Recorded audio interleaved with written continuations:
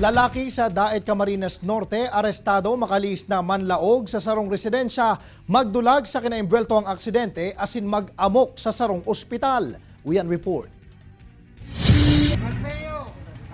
Arestado ang sarong lalaki makalis na maglaog sa sarong residensya asin nagwala pa sa sarong pribadong ospital sa Daet Camarines Norte. Enot digdi, nakaresibig ni report ang Daet MPS, huli sa subuot paglaog kan suspect sa sarong harong sa barangay Magang, Mantang Armado nin Badil. Tulos man na nagresponde ang kapulisan, alaga day na naabutan ang suspect.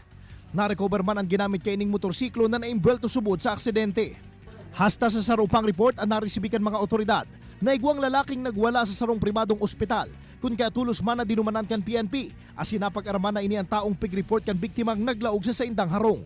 Tulos man na inarestar ang suspetsado, mantang nakuha man sa yubax kan motorsiklo kaini, ang sarong Badil. Itong sa sasakyan niya, itong motor niya na gamit-gamit niya, may nakausli kasing nakitaan doon sa compartment ng upuan.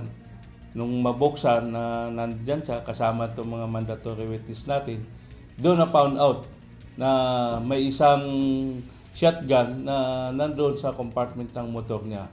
Pigtutubunan man, naigwang problema sa pamilya ang suspect na nagtulod digdi para magibo ang nasambitan ng mga insidente.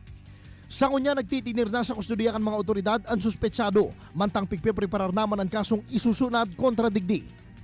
Ay mayroon tong isang nakikitaan namin na problema tungkol sa family niya.